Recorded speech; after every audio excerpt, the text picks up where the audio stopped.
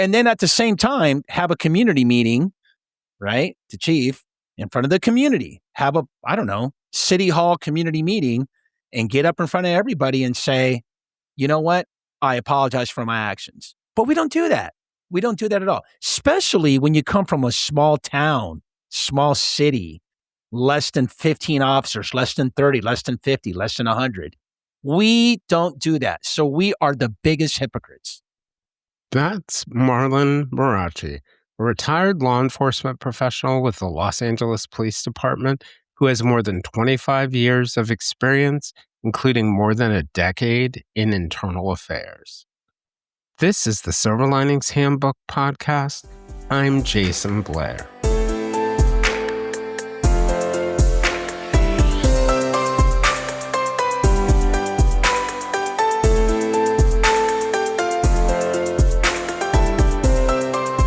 Marlon Marrache is a retired law enforcement professional with more than 25 years of experience, including 12 that were dedicated to examining, investigating, and adjudicating cases of police misconduct. He spent 24 years at the Los Angeles Police Department from 1998 to 2022. When I first heard of Marlon, I expected to find an internal affairs, tough-on-cops crusader, and there's no question that he opposes corruption and misconduct, but what I found was a much more nuanced view, one that involves sympathy for the officers, departments, communities they serve, the victims of crime, and the victims of police abuse. First, some background. Los Angeles grew explosively in the early 20th century, and the LAPD grew with it, but in many ways without the institutional maturity of older East Coast departments. The city was dominated by political machines and business elite, and early officers were poorly trained, poorly paid, and deeply entangled with local power brokers. Corruption was not incidental in the early LAPD. It was structural. Vice, gambling, and prostitution rings operated with police protection in an era that set the template for an LAPD that was both a police force and a political instrument. In many ways, the LAPD was a product of Los Angeles, where the local political leaders turned a blind eye and allowed organized crime figures like Mickey Cohen and Bugsy Siegel to operate openly from the 1920s to the 1940s. The department's public image was already fractured, admired for its toughness, distrusted for its role in politics, and for its corruption. Chief William Parker is the most consequential figure in the LAPD's history. He pushed for reforms to professionalize the force, centralize command, sever ties with political machines, and introduce stronger discipline. But Parker also embraced a militarized style of policing that left people with the impression that the LAPD treated minority communities as potential threats, and that the agency was insular and defensive. Despite Parker's reforms, the civil rights era led to a breakdown of trust. The Watts Uprising itself in 1965 was triggered by a California Highway Patrol officer's traffic stop. Then came the videotape beating of Rodney King by LAPD officers in 1991 and their acquittals the next year, which triggered riots that led the president to invoke the Insurrection Act, and 10,000 armed officers, including those from the Army, Marine Corps, and California National Guard, were deployed to restore order. None of this helped the credibility of the LAPD, which was successfully questioned in the O.J. Simpson trial that happened afterwards. By the late 1990s, the Rampart scandal struck the department after the public became aware of widespread corruption in the anti-gang crash unit. Officers were implicated in beatings, shootings, evidence planning, and perjury, and more than 100 convictions were overturned. Ultimately, a federal consent decree was imposed that forced structural reforms. This is the LAPD that Marlon entered. Admired for its crime reduction and investigative skills, feared for its excessive force, racial profiling, and militarized tactics, and distrusted for historical patterns. It was an era of deep reform that included the creation of the LAPD's Force Investigation Division, which has become a model for other agencies, and it is dedicated to investigating serious uses of force cases. An Office of Inspector General was created to take on another task. A federal monitor was put in place. The Police Commission was restructured to act as a civilian head of the LAPD. Early intervention programs were created to help officers coping with difficulties, and internal affairs was beefed up and reorganized. Since leaving law enforcement in 2023, Marlon has invested time in training law enforcement officers, including internal affairs investigators, serving as an expert witness and supporting departments on internal affairs investigations as an independent consultant, where he says that one of his goals is to foster healthier workplace environments by addressing misconduct, changing leadership practices, and implementing the best approaches. Marlon is also the host of a podcast called The IA Guy Show. He's recently started another one as well. One of the things I've long believed since being a reporter in New York is that internal affairs is in many ways the first line of defense in the relationship between a police department and its community. And when a community's relationship with a police department breaks down, investigations grind to a halt. More crimes go unsolved. And because we know that many serious crimes are committed by a small group of repeat offenders, crime can explode. In our last episode, we talked about the role of internal affairs as the first line of defense between a police department and the community it serves, and some of the difficulties for all, from the officers to the investigators to the citizens who find themselves involved in the process. In this episode, we're going to discuss the violent era that shaped modern policing, how philosophies have shifted, how small agencies can handle internal affairs, and some of the specific cases that have created wedges between the police and the public, including the recent cases of sexual misconduct by sheriffs and small departments in West Virginia, the Rodney King case, the LAPD Rampart situation, and the Gun Trace Task Force scandal in Baltimore. We'll also discuss some leadership lessons.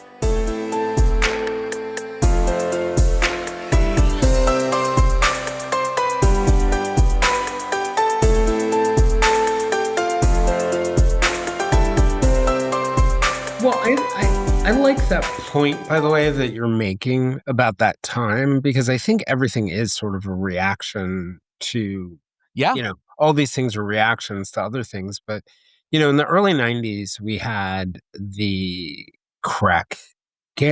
sort of gang wars. We Yes. had It was a very gang war high for sure. gun availability.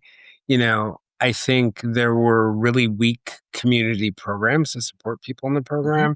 And then in LA, you guys had the aftermath of the 92 riots, which Yes. wasn't sort of a walk in the park. So, you're talking 11 or 1,000, 1,100 homicides a year. That's And I think- crazy, man. Yeah, and I think people have a hard time living in the world where LA has 500 or 600 or whatever it is now. What that's like. And I understand why we got and we also had like broken windows theory and other sort of criminology ideas like, hey, if we clean up street crime, petty street crime, it'll decrease the likelihood of other crime. But again, I actually think, even though some people argue, that the whole sort of Comstat era became a reaction to almost like the broken windows era. They overlapped each other. Yeah, But it was that absolutely. idea- Which, by the way, he, Chief Bratton is completely praised and very well liked in LAPD when he came here in 2002. Yeah, absolutely. He did some really, really good stuff. And, quality of life issues to broken windows theory, all that is great. But to your point, back then, it meant something. I'll give you a big difference of lens in today's applicant to become a police officer compared to when I came on. When I came on, like I told you, I was influenced by my best friend. Like, you know what? I want to be a cop, man. I want to go out there and catch bad guys, go for the chase, get that adrenaline and like, oh, here I am, right?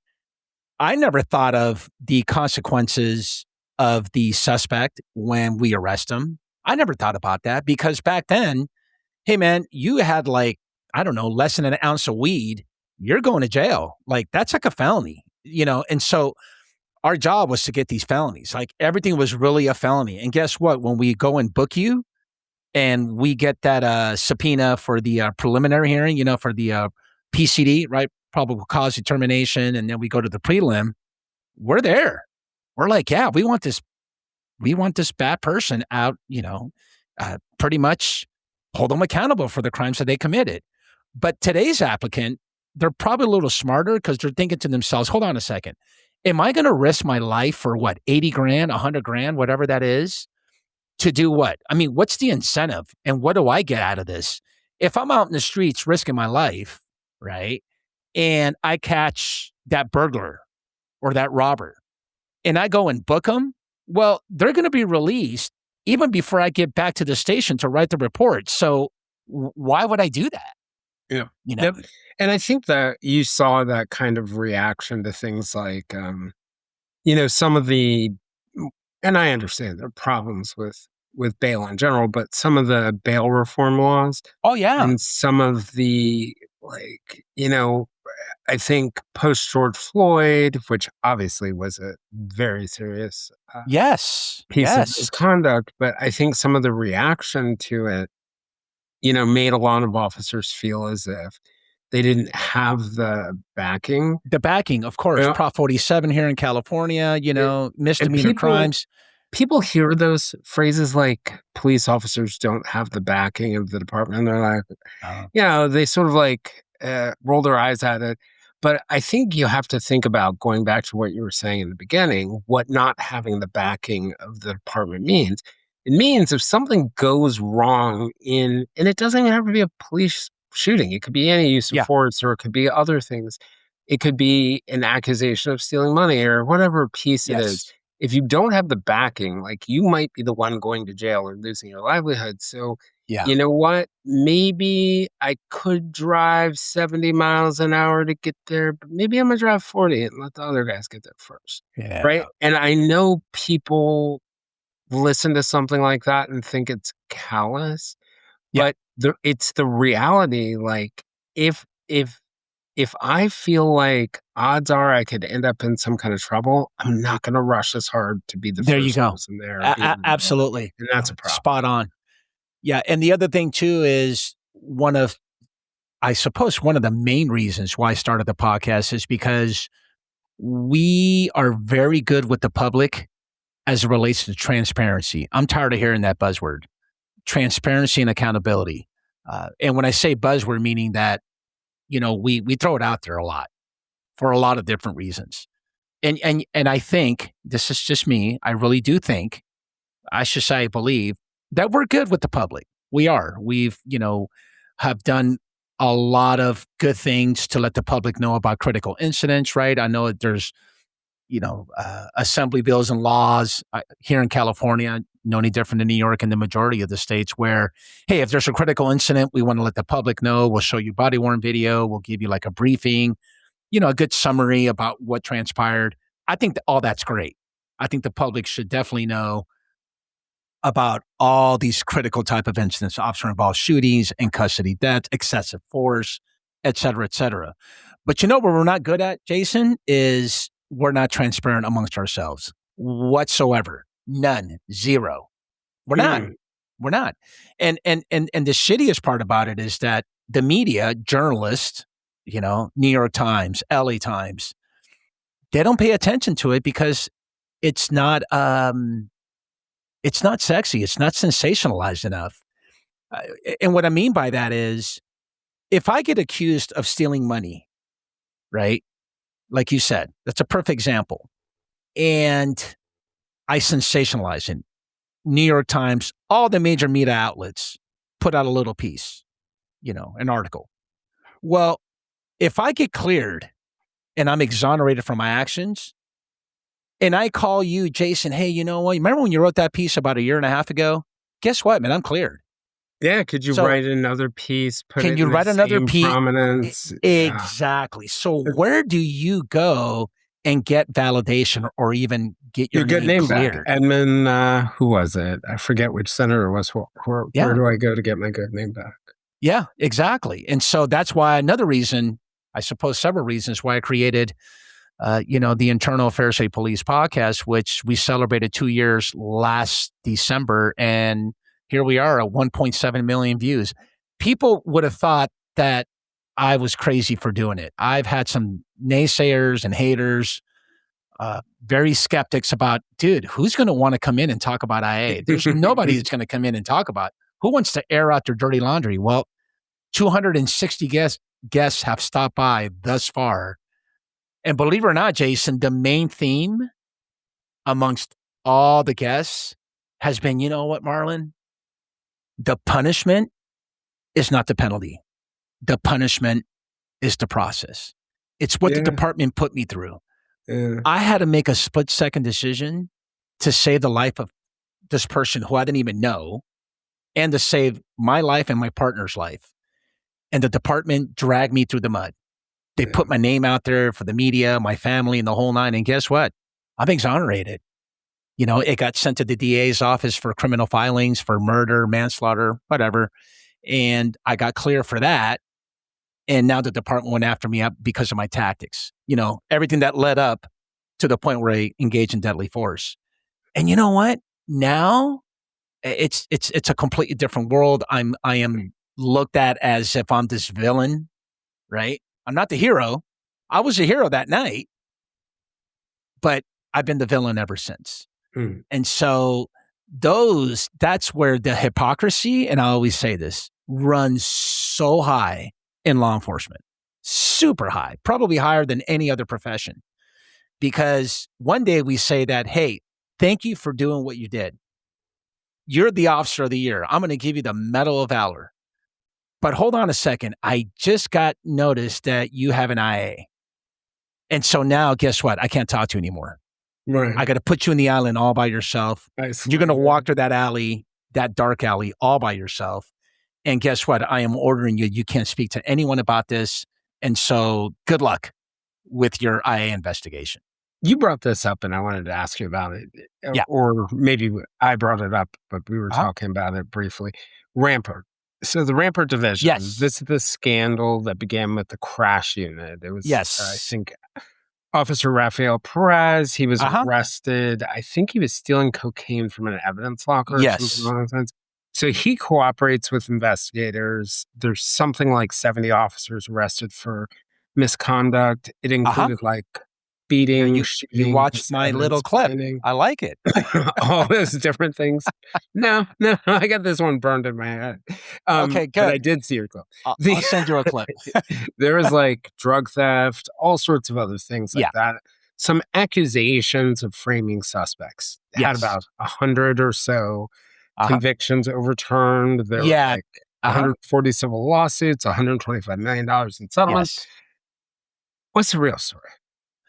The real story is, well, the full story, instead of being it real, is that there was 70 officers that were implicated from an administrative lens, from an administrative process. So in other words, yes, in August of 1998, Officer Perez gets arrested for stealing cocaine out of LAPD's property division. So the department, LAPD, was able to determine that he was basically a criminal in uniform. He was a drug dealer. And Rampart-CRASH at that time had about, I want to say, 24 officers in that unit. So, yeah, he is facing, I want to say, 8 to 15 years. I want to say max was 15 years. And so he's basically a jail informant at this point. He's sitting there telling himself, and of course, this is all based on assumption and speculation, but my thinking is, I don't want to do 15 years in hardcore prison. I don't, because I'm either going to end up dead or someone's going to, or SBI, right? I'm going to be seriously bodily injured. is what's going to happen to me. Yeah. And so, you know what? I'm just going to look out for myself and let the department know, you know what? There was a lot of arrests that I fabricated and I planted evidence. So let me strike a deal with you. It's what they call the sweetheart deal. And so, yes, 56, I think what the number was from a criminal lens, right? From the criminal procedure, there was over 50 cases thrown out. You're right. There was about 100 or 140 cases, where the DA's office said, hey, we got to throw all these out because these are frivolous. These are made up. However, 70 officers that he threw under the bus from an administrative lens. So Chief Parks at the time said, you know what? We're going to send all those 70 through this whole disciplinary machine. Out of the 70, 54. So the research in the history says that it's 54 or 56 officers went through the disciplinary machine, which means that out of the 70, what's that? 20, that's like about 16, 17, where the department investigated and did a preliminary and said, no, these people, we're not going to send them to a board of rights or try to get them fired. However, these 56 have to go to this machine. Out of the 56, and I'm not going to bother you with the numbers, and I'll send you a clip, 5, according to the research and the history, 5 were terminated. However, that's not the case. It was 4. 4 officers were terminated through an administrative disciplinary hearings. But what they won't tell you is the following. Out of the 4, 3 were reinstated. And the one officer... Oh, interesting. Yes, and the one officer that was terminated was a sergeant by the name of Brian Liddy, which, by the way, was administratively terminated in this hearing, this board of rights hearing, of an incident that had nothing to do with stealing cocaine out of the property division of the Los Angeles Police Department. None whatsoever. It was a caper where I'm going to go out and say that, hey, the department had to do something, because look at all the resources and the efforts we spent in telling everybody that it was a scandal. So I have taken it upon myself to say, is it really a scandal? Now, out of the 3 officers that were reinstated, out of the 4 that were terminated, one of them came in, was my guest, and told his story. And the other 2 are on the fence. They don't want to tell their story. However, the 4th one never went through the whole disciplinary system. He was relieved from duty for, I want to say, over 10 years, and they reinstated him. So essentially, he never went through the termination process. So what you really have is actually 2 that were reinstated. The one never went through a hearing process, like you said, the ALJ, that hearing process. That never happened to that one individual. He was just brought back and reinstated. And then, of course, we have that one that was terminated. That's so fascinating, the difference between that and the public understanding. And Jason, I am tired of hearing the word scandal. That's not scandalous behavior. That is just one individual that acted very scandalous amongst, with his partner, Nino Durden, who also was convicted, and then another individual who did time, David Mack. They all kind of knew each other. So it was like 3 or 4. But what we went wrong is we did a knee-jerk reaction, and the chief had an agenda to, I suppose, appease the public to say that, yeah, this is a major scandal. Now, what I will say is it did happen in the mid-90s. And of course, when Ray Perez got arrested in August of 1998, that kind of got the party started for the LAPD to say, okay, hold on a second. There's a lot of procedures and a lot of systems in place that we need to change. And of course, that's when the consent decree kicked in 2001. And then Chief Bratton came on board in 2002 and polished and made it better. So yes, we can always do things better, but I stand behind the fact that it was not a scandal. And so I have today, if I may interject before I forget, is I'm in the process of trying to get 56 stories. And so far I've only met about 2 or 3 individuals that are wanting to come in to talk about, let me tell you what Rampart was like, because I'm here to tell you, Jason, the community in Rampart in those 6.5 square miles, nobody is bothering no one wants to tell you that they loved Crash. They were pretty much depending on their safety to protect those people that were victimized every single day on I Crash. believe it. It was us against them is what it really was. I remember post-Floyd defund the police conversations, and I remember talking to so many people about this and them saying to me, defund the police. And, I spent a decent amount of my career covering the police. I'm definitely not in the bag for cops and definitely not against cops. My job was to cover them. I said, well, when I was reporting in the worst neighborhoods in Baltimore and the worst neighborhoods in New York, there was nobody in those worst neighborhoods who was coming up to me saying, we want to get rid of the police or we don't want them there. They would say things to me like, we want them to be a little less rough, a little less aggressive. But no, actually, we want them here more. Yeah. Because they're the potential victims of the criminals.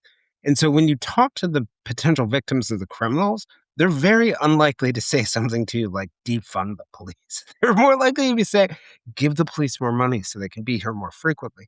Yes, we want these behaviors or things to get better or to change, but we need the police here. And I think it's a much more nuanced, I think a lot of times these political arguments that are made by people who have never sat in these kinds of high crime spaces, and this could be applied beyond this issue into so many other issues. Yeah.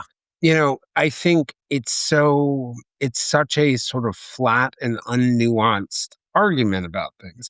Let me throw another one out there for you that I think is a more sort of more solid, concrete example of sort of police corruption. What happened with the Baltimore Gun Trace Task Force? So, we have, I think, a little bit more clarity on that one. But basically, well, and before I get into Baltimore, let me jump back to Rampart for one thing I want to point out. A lot of the LAPD reforms under Bratton that came at that point have become models for organizations around the country, like the way that police and shootings are now investigated independently in a lot of agencies, and a lot of the things that came out of that and the way the agency responded to it. A lot of the, I think, work that the LAPD has done around mental health for officers. So I don't want to beat up on the LAPD too much. No, we've gotten better. There's a lot of things we could have done different. I mean, look, there is, what's that saying? Conflict is healthy because you can learn a lot from it. Yeah. Oh, yeah. And we learned a lot. I mean, there's things like, just to give you a real quick example, Rampart Station was very, very small. Well, it's small in size, meaning in square feet. By 1994, 1995, it outgrew the locker room. I mean, there was officers that didn't even have lockers.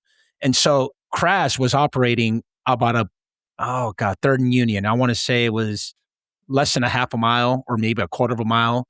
And so when Crash went out to patrol, right, to do their job, their enforcement, their gang enforcement, the officers in Rampart Division working patrol during the same shift, they didn't even know they were out there, and let's just say Crash gets an arrest, for example, right?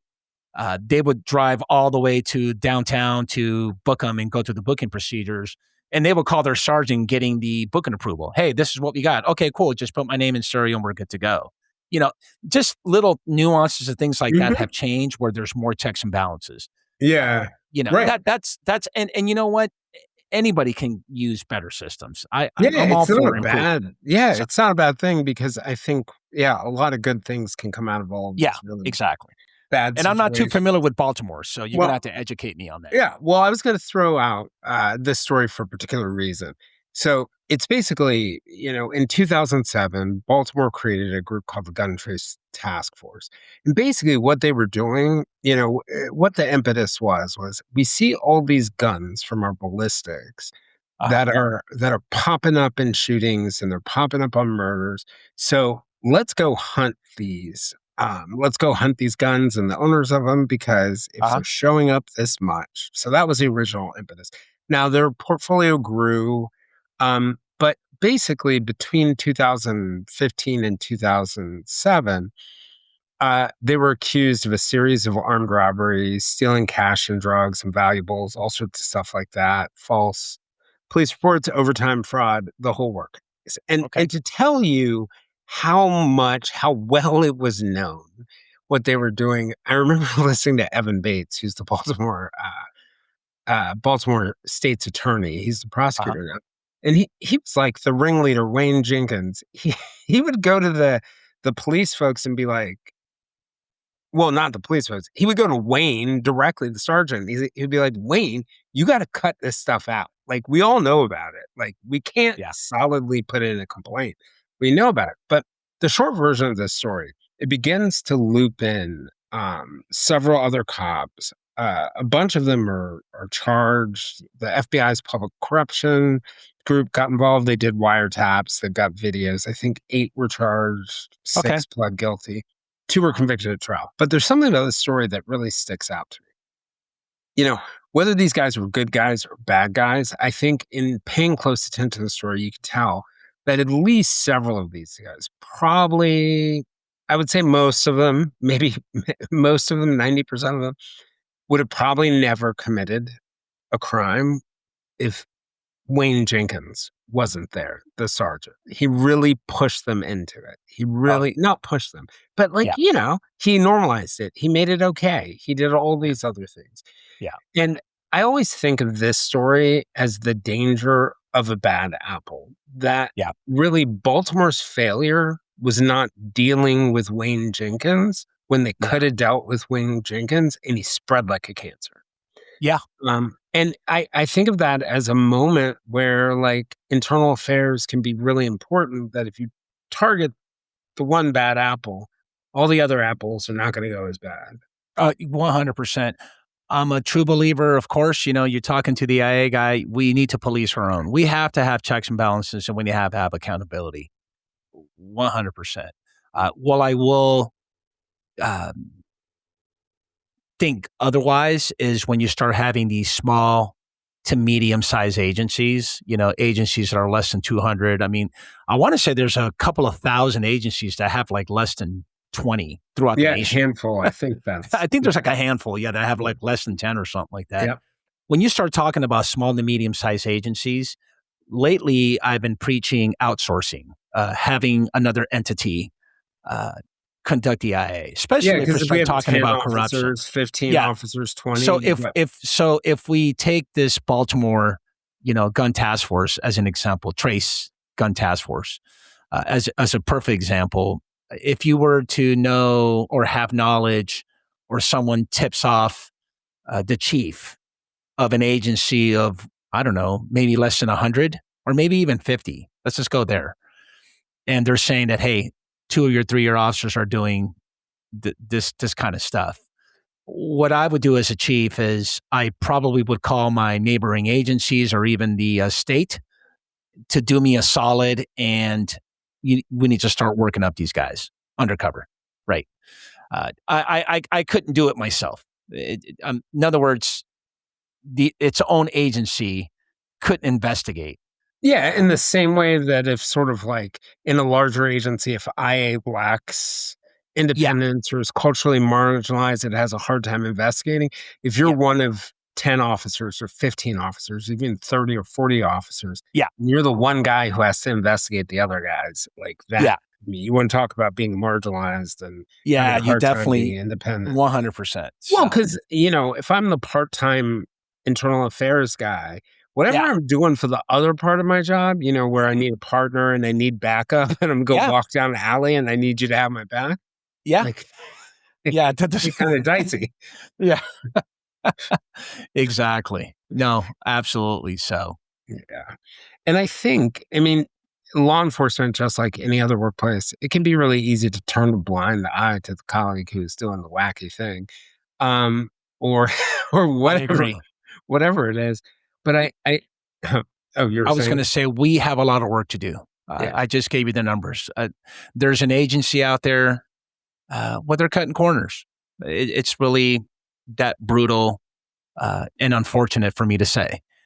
There is, someone that's acting shady, doing criminal stuff, cutting corners, covering for, their favor officer. It's happening. It's happening as we speak. And you mentioned small law enforcement. There was this Washington Post series about 2 years ago that was really fascinating. And it looked at several sheriffs because there was an uptick in sheriffs and sheriff deputies in West Virginia who had been accused of things like sexual assault and other sort of really horrendous things. And one of the things that the police experts said in the stories is that the state officials, that part of the complication in West Virginia was the departments were so small that you could get away with all sorts of things and there was no one to hold you accountable unless somehow the complaint got to the state police.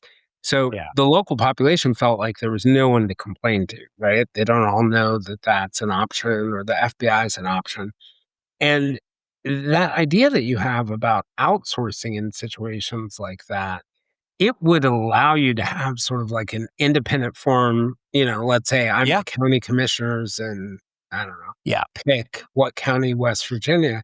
I can have an independent forum to investigate if my one or two or one of my three officers ends up, in some kind of, if there is some kind of serious complaint. Correct. 100%. Okay. And since we're talking about alleged misconduct, any wrongdoing, I also want to say, in my experience, it has been when an accused officer is conducting themselves off duty more than it is on duty. With the exception of we've seen it, the handcuffed suspect, and they're just tuning this guy up, the suspect. That's different. But for the most part, it's off-duty behavior. Yeah. Look, the fact that you are applying force and you and I can measure excessive different from one another, right? That's for the adjudicators to determine. But certain things just blatantly look like, this is not what we taught you. This is not the normal practice. We wouldn't accept it from a bunch of high school kids. Exactly.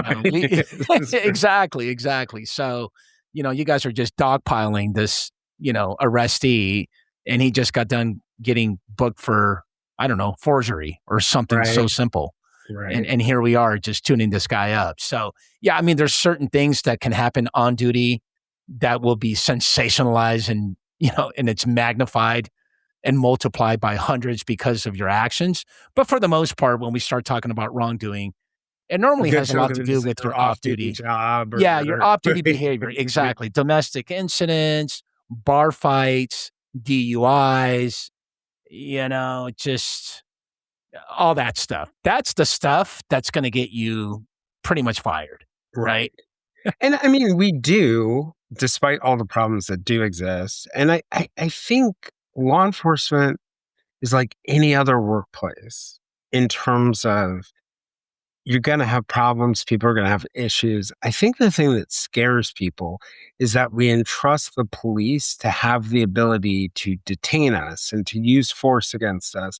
And so the responsibility is so high.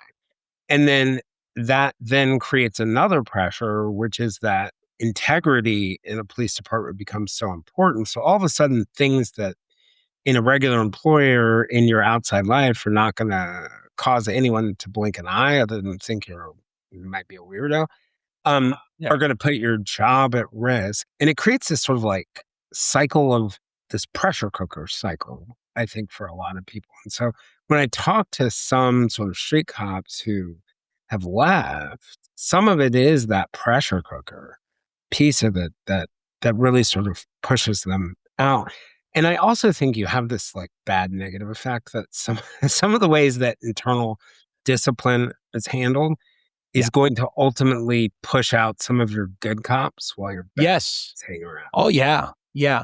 I have this PowerPoint slide when I teach a lot of small agencies and medium-sized agencies, and the beginning slide is, does everything have to be an IA? And the point of that is, hey, let's just make sure that when we make a decision to conduct an internal affairs full-blown investigation, that we're doing it for the right reasons and that we're actually going to follow through with, some form of penalty. So in other words, not everything has to be an IA. Look, if you violate policy, something very minor, or you neglected to do something, let's not make this out to be this full-blown IA, because once you initiate that process, the IA process, guess what, man? Everybody knows. It's going to impact everybody, Chief. So let's make sure we get this right. And why are we doing this? Let's not do it because you don't like Marlon and you don't like Jason. Or let's just sweep it under the rug for that traffic stop where Jason and Marlon were just, they were completely disrespectful, to the violator. And because we like them, let's just sweep it under the rug, which in fact, that should be an IA, maybe. I don't know. Just depends, right? But these decision-making has a major impact. Steps in between. Yeah, let's just make sure that we're really thinking about morale and thinking about the department instead of thinking about you being self-serving, saying, well, because I don't like Marlon and Jason, then we're going to go ahead and do a full-blown IA investigation. Or, I know it looks bad. It looks bad, but you know what? Marlon and Jason are my top producers, and Marlon and Jason, caught that murder suspect 2 weeks ago, and Jason and Marlon are going to get the Officer of the Year award next month. So, let's just sweep it under the rug. Right. No way to run railroad, as they say. So, I wanted to ask you a question. What do you think you learned about leadership from investigating misconduct? And I'm sort of thinking, what is it that chiefs, supervisors, other leaders can do when it comes to sort of the way that they behave? Yeah. And also, what can they do inside their organizations? Get your politics and your egos out of the way. I was told that by a commander when I first promoted my very first year, actually my second year as a sergeant. I retired as a sergeant for 15 years from 2007 to 2022.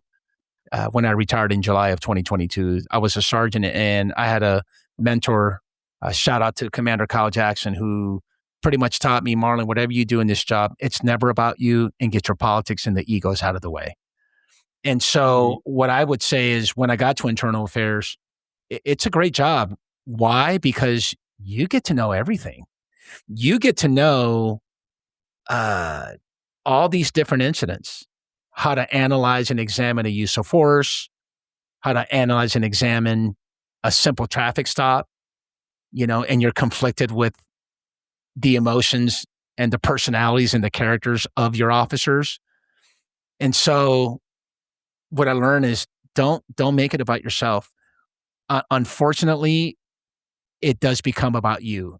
What I will say is this, through the levels of review, at one point it gets personal.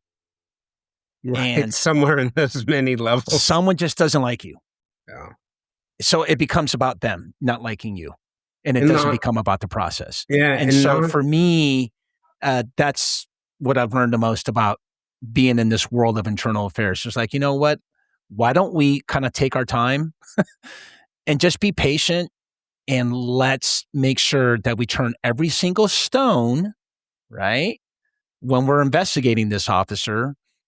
Because we're not here to protect them, and we're certainly not here to accuse them.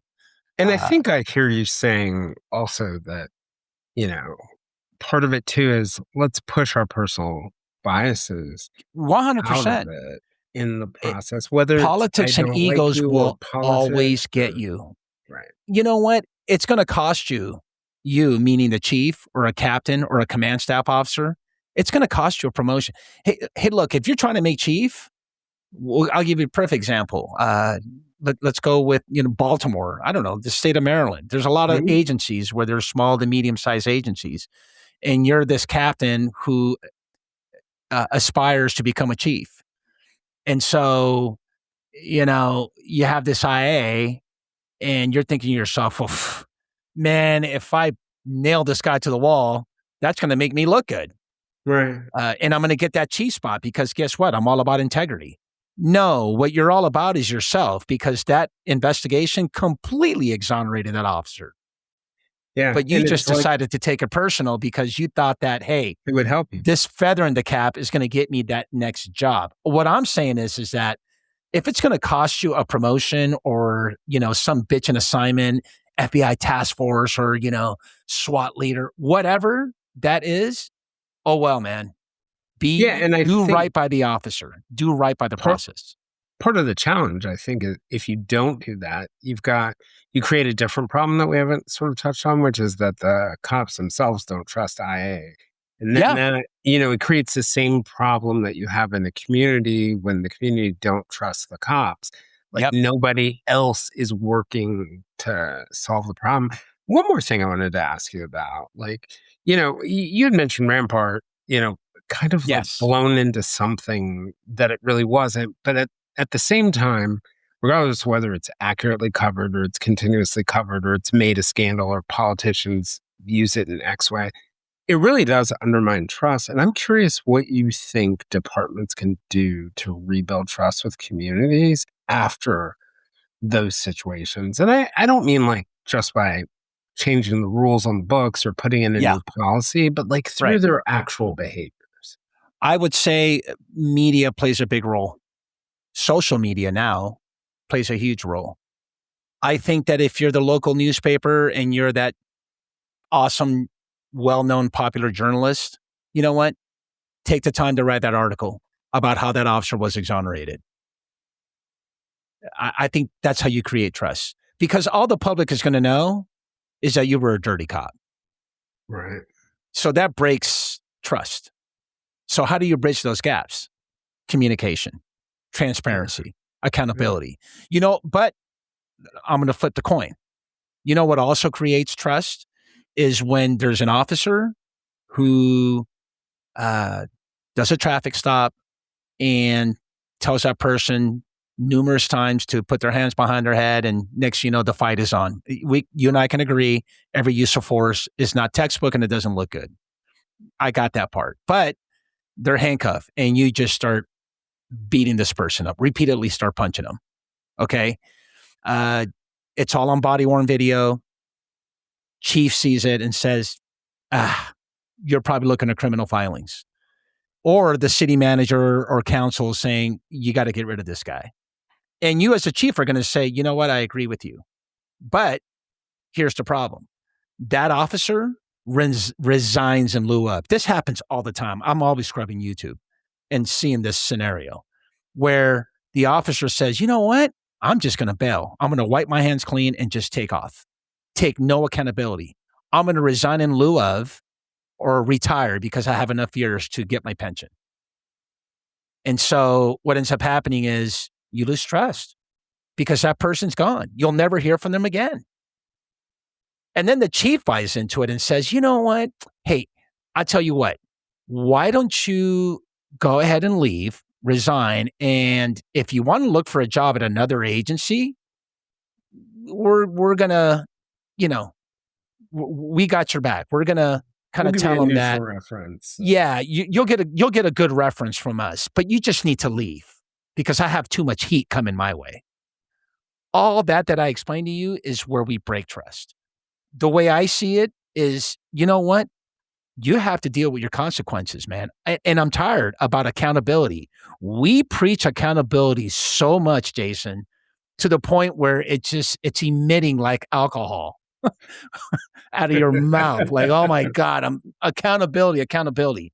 If you really want true accountability, then walk into the roll call room with all your colleagues, everybody, and say, I am sorry for what I did. Look what I have caused you guys to go through.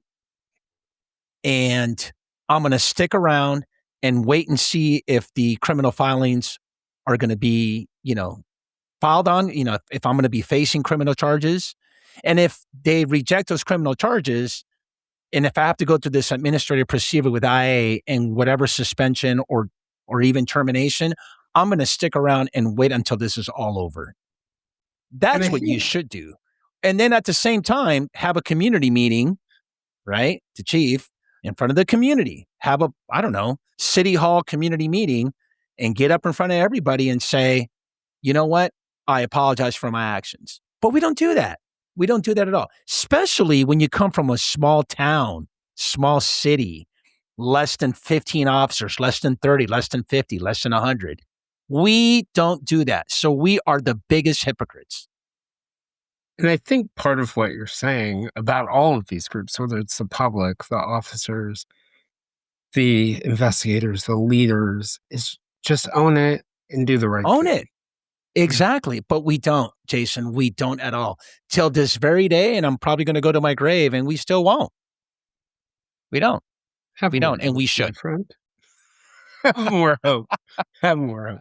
Anyway, I wanted to thank you for joining me. I so appreciate this conversation. I've been wanting to do it for such a long time. And This is a great conversation, man. I really enjoyed it a lot. And hey, man, you know, you can always we can always run it back whenever you like. Absolutely. Absolutely. And I'm going to start looking for some more guests for you, by the way. Yes. I might have a couple of my Rolodex.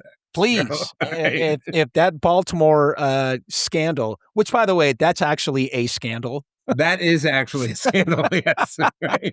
Yes. I just want to go on the record that that is a scandal. Yes. If they, you know, for whatever reason, I would love to hear, you know, every lens, all lenses, you know, and have that conversation. So I appreciate it, brother. I really do, and thank you for. I'm going to thank my team for connecting us. I really enjoyed this And conversation. keep on keeping on, my friend. Keep on doing what you're doing. And, you know, we'll drop a link to your show in there. Yeah. Is there anything else that people Yeah. want? And before I forget, yes, there's also, so I've been fortunate to have two YouTube channels. The one, the Marlon Marrache show, is all these conversations I'm having with cops, talk about internal affairs or journey, all that good stuff. And then there's a newly created channel called The Marlon Report, where I actually host and narrate and watch with you these incidents. Oh, where neat. it's pretty cool. And I want to say 98% of the audience is civilians, so they get to watch, Oh, that's you know, cool. the crazy Karen, you know, traffic Mhm. stop, or the person that's drunk and gets arrested. Because I don't think we do enough for the public to let people know what cops actually go What it's through really like. and do good things, you know? Right. Yep. I'll never forget this one day. So, you know, I've always had sort of like a more balanced, I think, view Uh-huh. of law enforcement, crime for prevention. But I was working this job, and a woman had complete mental health breakdown, like showing psychotic symptoms. And, Yeah. you know, we tried to talk to her and sit down with her. She wasn't doing anything violent. We eventually decided, like, we need to call the police. And two officers came over, spent 6 hours into the night talking to her with Yeah. me. And we finally got her to agree to go with her family, because her family had come over hours before, but she was Wow. freaking out that they were there. So we had them standing in the hallway 6 or 7 hours. And I'll never forget that moment. I don't know if it changed my view, but my appreciation Yeah. was so deep. And I wrote a letter to their precinct commander, and it's the That's one piece of awesome. advice.